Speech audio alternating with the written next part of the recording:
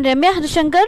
നിങ്ങൾ ആദ്യമായിട്ടാണ് എൻ്റെ ചാനൽ വിസിറ്റ് ചെയ്യുന്നതെങ്കിൽ എല്ലാവരും ആ സബ്സ്ക്രൈബ് ബട്ടൺ ക്ലിക്ക് ചെയ്യുക. അതോടൊപ്പം സൈഡിലുള്ള ബെല്ലൈക്കണും ക്ലിക്ക് ചെയ്യുക. അപ്പോൾ ഞാൻ പുതിയ വീഡിയോ ലോഡ് ചെയ്യുമ്പോൾ നിങ്ങൾക്ക് അതിൻ്റെ നോട്ടിഫിക്കേഷൻ വരും. Hi guys, welcome back to my channel. ഇന്ന് ഞാൻ കാണിക്കുന്നത് നമുക്ക് വീട്ടിൽ ഫ്രഷ് ആയിട്ട് ഒരു പ്രിസർവേറ്റീവ്സും ഇല്ലാതെ നമുക്ക് സോയാ മിൽക്ക് എങ്ങനെ ഉണ്ടാക്കേണ്ടത് എന്നുള്ളതാണ് ഞാൻ കാണിച്ചു തരുന്നത്.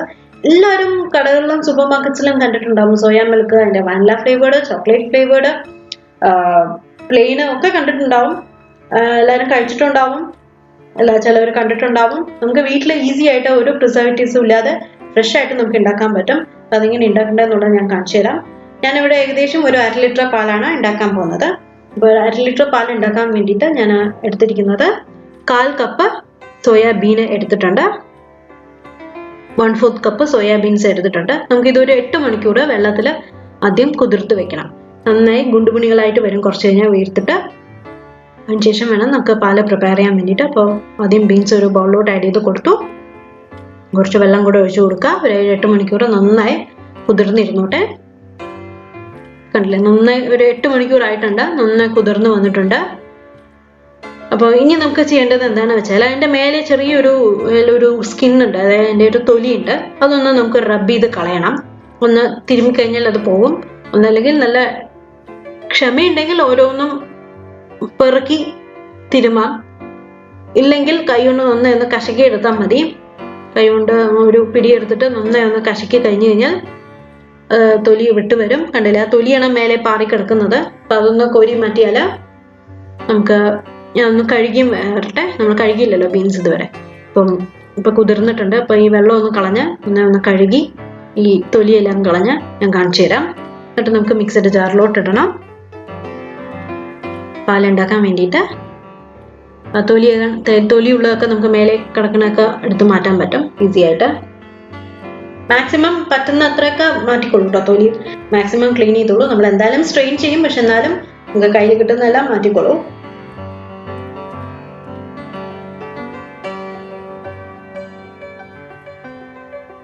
ഇപ്പൊ തൊലിയെല്ലാം കളഞ്ഞ് ഒന്ന് നന്നായി കഴുകി ഞാൻ മിക്സിയുടെ ജാറിലോട്ട് ആഡ് ചെയ്ത് കൊടുത്തു. അപ്പൊ മാക്സിമം തൊലിയെല്ലാം പോയിട്ടുണ്ട് കേട്ടോ.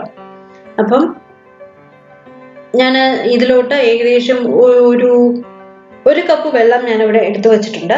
നമുക്ക് കുറച്ച് ആദ്യം ഒഴിച്ചിട്ട് നന്നായി അരച്ചെടുക്കാം.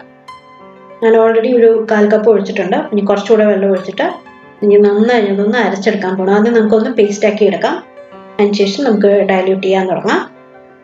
ഓക്കെ, നന്നായി അരഞ്ഞ് വന്നിട്ടുണ്ട് കണ്ടോ, നല്ല പേസ്റ്റ് ആയിട്ട് വന്നിട്ടുണ്ട്. ഇനി നമുക്ക് ബാക്കിയുള്ള വെള്ളം കൂടെ ഒഴിച്ചു കൊടുക്കാം. ആ 1 കപ്പ് വെള്ളമല്ലേ എടുത്തു വെച്ചത്, അത് ഒഴിച്ചു കൊടുക്കാം. എന്നിട്ട് വീണ്ടും നന്നായി ഒന്ന് ബ്ലെൻഡ് ചെയ്യണം.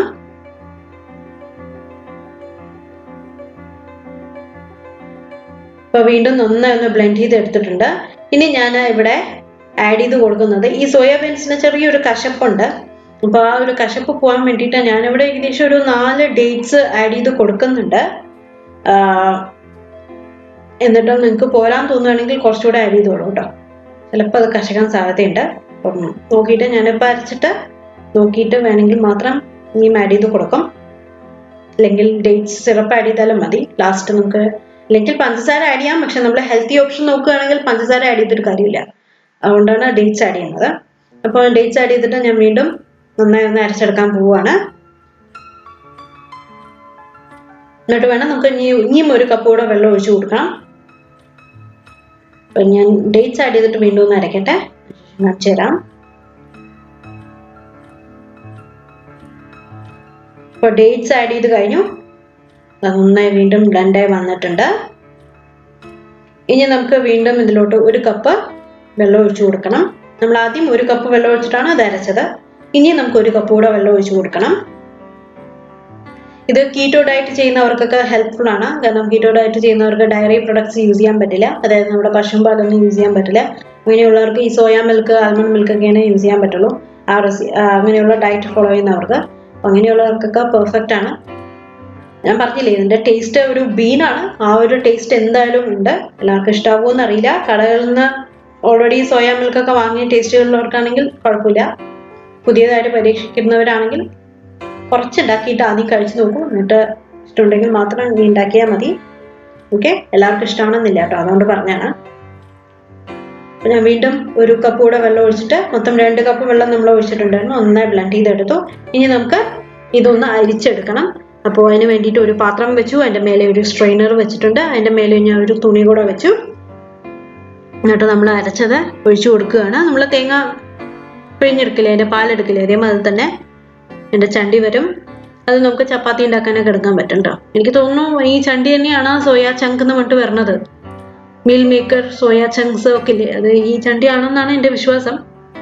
എന്തായാലും സോയയുടെ പ്രൊഡക്റ്റ് ആണെന്ന് അറിയാം. അപ്പം പാല് മാത്രം നമുക്ക് പിഴിഞ്ഞെടുക്കാൻ പറ്റും. ഇത് തിളപ്പിച്ച് വന്നാലാണ് നമ്മുടെ പ്ലെയിൻ സോയാ മിൽക്ക് റെഡിയാവുന്നത്. ഇത് നന്നായി നമ്മൾ പാല് കാച്ചില്ലേ, അതേമാതിരി ഒന്ന് കാച്ചിയെടുത്താൽ മതി. അപ്പം പ്ലെയിൻ സോയാ മിൽക്ക് റെഡിയാവും. ഞാനിപ്പോൾ ഇതിലോട്ട് കുറച്ച് വാനില എസൻസ് ആഡ് ചെയ്ത് കൊടുക്കുന്നുണ്ട്.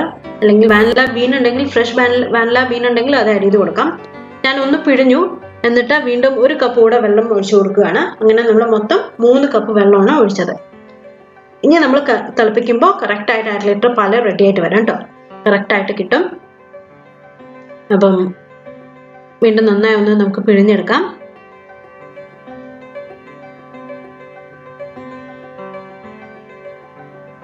അപ്പം ഞാൻ പറഞ്ഞു വന്നത്, ഞാൻ വാനില ഫ്ലേവറിനാണ് ഞാൻ യൂസ് ചെയ്യുന്നത്, ഞാൻ ചൂസ് ചെയ്യുന്നത്. അപ്പം വാനില എസൻസ് ഞാൻ ഒഴിച്ചു കൊടുക്കുന്നുണ്ട്. ഇത് കഴിഞ്ഞിട്ട് ഞാൻ കാണിച്ചു തരാം. അതേമാതിരി ചോക്ലേറ്റ് ആണ് ഇഷ്ടമുള്ളവരെങ്കിൽ ചോക്ലേറ്റ് ഗ്രേറ്റ് ചെയ്ത് ആഡ് ചെയ്ത് കൊടുക്കാം, ഇല്ലെങ്കിൽ കൊക്കോ പൗഡർ ആഡ് ചെയ്ത് കൊടുക്കാം. കണ്ടില്ലേ, ഇതാണ് നമ്മുടെ മീൽ മേക്കർ എന്നാണ് എൻ്റെ വിശ്വാസം. സോയാ ചങ്ക്സ് ഇതിൽ നിന്ന് ഉണ്ടാക്കണമെന്നാണ് എനിക്ക് തോന്നുന്നത്. നമുക്ക് ഇത് വെച്ചിട്ട് നമുക്ക് ചപ്പാത്തിയോ പൊറോട്ടയൊക്കെ ഉണ്ടാക്കാം കേട്ടോ. സ്റ്റഫ്ഡ് ചപ്പാത്തിയൊക്കെ ഉണ്ടാക്കാൻ പറ്റും. എന്തായാലും കളയണ്ട. അതുമാതിരി ഈ സോയാ മിൽക്ക് പിരിപ്പിച്ച് കഴിഞ്ഞാൽ, അല്ല നമ്മുടെ പനീർ മാതിരി എല്ലാവരും കണ്ടിട്ടുണ്ടാകും, ടോഫു. ഈ സോയാ മിൽക്ക് പിരിഞ്ഞാൽ ടോഫു ആണ് വരുന്നത്. അതും ഉണ്ടാക്കാൻ പറ്റും സോയാ മിൽക്ക് വെച്ചിട്ട് വീട്ടിൽ തന്നെ. അപ്പം ഞാൻ കാച്ചാൻ പോവുകയാണ്. ഞാൻ പറഞ്ഞില്ല, ഇത് പ്ലെയിൻ ആയിട്ട് ഒരു എസൻസും ആഡ് ചെയ്തിട്ടില്ലെങ്കിൽ നമുക്ക് പ്ലെയിൻ ആയിട്ടുള്ള സോയാ മിൽക്ക് അവൈലബിൾ ആണ്. മധുരം നോക്കിക്കോളൂ, പോരെങ്കിൽ കുറച്ചുകൂടെ ആഡ് ചെയ്യണേ. ഞാൻ അതിലോട്ട് 1 ടീസ്പൂൺ വാനില എസൻസ് ആഡ് ചെയ്ത് കൊടുക്കുന്നുണ്ട്. അപ്പോൾ വാനില ഫ്ലേവേർഡ് സോയാ മിൽക്കായി. ഇനി നമുക്ക് നന്നായി ഒന്ന് കാച്ചിയെടുക്കാം. ഒന്ന് ഇളക്കി കൊടുത്തോളൂ, ഇല്ലെങ്കിൽ അടി പിടിക്കാൻ സാധ്യതയുണ്ട്. നമ്മൾ സാധാരണ പാല് കാച്ചില്ലേ, അതേമാതിരി തന്നെ പാല് നന്നായി പൊങ്ങി വരും. അപ്പോൾ ഇത് വെച്ചിട്ട് എവിടെയും പോകരുത് കേട്ടോ, പെട്ടെന്നായിരിക്കും പൊങ്ങി പോവാ. ഇപ്പൊ ആ ഒരു പച്ച മണമുണ്ട്, ആ ഒരു ബീൻസ് അരച്ചതിന്റെ ഒരു പച്ച മണമുണ്ട്. കാച്ചിയാൽ മാത്രമേ ആ ഒരു റോസ് സ്മെല്ല് പോകുള്ളൂ. പിന്നെ അതിന്റെ മേലെ ഇങ്ങനെ പദമാതിരി വരും. അത് മാക്സിമം പറ്റുന്നത്ര കോരി മാറ്റിക്കോളൂ. ഞാനൊരു വേറൊരു പാത്രത്തിലോട്ട് അത് ആക്കി കൊടുക്കുന്നുണ്ട്. അതങ്ങനെ ഡിസ്കാർഡ് ചെയ്തോളൂ കേട്ടോ, വേണ്ട, നമുക്ക് ഈ പത വേണ്ട, അതുകൊണ്ടാണ്. കണ്ടില്ല, തിളയ്ക്കാൻ തുടങ്ങി, പെട്ടെന്ന് തന്നെ പൊങ്ങി വരും. ഇനി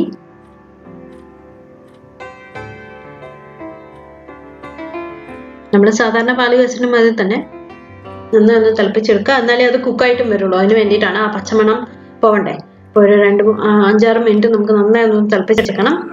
ഒന്ന് പൊങ്ങിയിട്ടുണ്ട്, പൊങ്ങാൻ തുടങ്ങിയിട്ട് കണ്ടോ. ആ മേലെ വരുന്ന പത കോരി മാറ്റിക്കോളൂ കേട്ടോ. ആ പത നമുക്ക് വേണ്ട. ടേസ്റ്റ് നോക്കിക്കോളൂ, പോരെങ്കിൽ കുറച്ചുകൂടെ ഡേറ്റ്സ് അരച്ചിട്ട് ആഡ് ചെയ്ത് കൊടുക്കണം. പഞ്ചസാര ആഡ് ചെയ്ത് കഴിഞ്ഞാൽ പിന്നെ അതിൻ്റെ ഇതുപോലെ സോയാ മിൽക്ക്, ഹെൽത്തി മിൽക്ക് ഒക്കെ എന്ന് പറഞ്ഞിട്ട് നമ്മൾ പഞ്ചസാരയൊക്കെ ആഡ് ചെയ്ത് കഴിഞ്ഞാൽ പിന്നെ അതിൻ്റെ ഹെൽത്ത് ബെനിഫിറ്റ്സ് ഒക്കെ പോകും നമുക്ക്. അതുകൊണ്ട് പഞ്ചസാര ആഡ് ചെയ്യാതിരിക്കുകയാണ് നല്ലത്. കണ്ടില്ലേ, ഒന്ന് തിളച്ചിട്ടുണ്ട്. ഇനി ഞാൻ ലോ ഫ്ലെയിമിലിട്ടിട്ട് ഒരു 7 മിനിറ്റ് നന്നായി ഒന്ന് തിളപ്പിച്ചെടുക്കാൻ പോവാണ്. അപ്പോൾ മാക്സിമം എനിക്ക് പറ്റാവുന്നത്രയൊക്കെ ഞാൻ പത എടുത്ത് മാറ്റി. ഇതേ പാല് മാതിരി തന്നെ ഇതിലും പാൽപ്പാട വരും, ഇതിൻ്റെ പാൽപ്പാട വരും. അത് വേണമെങ്കിൽ യൂസ് ചെയ്യാം, ഇല്ലെങ്കിൽ കളയാം. ഞാൻ എന്തായാലും കളയാൻ പോവാണ്. അപ്പോൾ ഇതൊരു 7 മിനിറ്റ് ഞാൻ ഇങ്ങനെ തിളപ്പിച്ച് വെക്കട്ടെ, ലോ ഫ്ലെയിമിൽ ഇട്ട് വെക്കട്ടെ. അതിനുശേഷം ഞാൻ കാണിച്ചു തരാം. ഒരു 7 മിനിറ്റ് ആയിട്ടുണ്ട്, 7-8 മിനിറ്റ് ആയിട്ടുണ്ട്. ഇനി നമുക്ക് തീ ഓഫ് ചെയ്യാം. തീ ഓഫ് ചെയ്തിട്ട് ചൂടാറിയ ശേഷം നമുക്കൊരു കുപ്പിയിലോ ഇങ്ങനെ തന്നെ സൂക്ഷിക്കാം. നമുക്ക് ഏത് സ്മൂത്തിയിലായാലും എന്തിൽ വേണമെങ്കിലും യൂസ് ചെയ്യാം. നമ്മൾ സാധാരണ പാലൊക്കെ എവിടെ യൂസ് ചെയ്യണോ അതിന് പകരം ഈ സോയ മിൽക്ക് റീപ്ലേസ് ചെയ്യാൻ പറ്റും. ചായ ഉണ്ടാക്കി കുടിക്കാം, കോഫി ഉണ്ടാക്കി കുടിക്കാം, വെറും പാലായിട്ട് കുടിക്കണമെങ്കിൽ അങ്ങനെ കുടിക്കാം. ഓക്കെ, അപ്പോൾ എന്തായാലും എല്ലാവരും ട്രൈ ചെയ്ത് നോക്കാം. അപ്പോൾ ഞാൻ ചൂടാറിയ ശേഷം ഞാൻ കാണിച്ചു തരാം കേട്ടോ.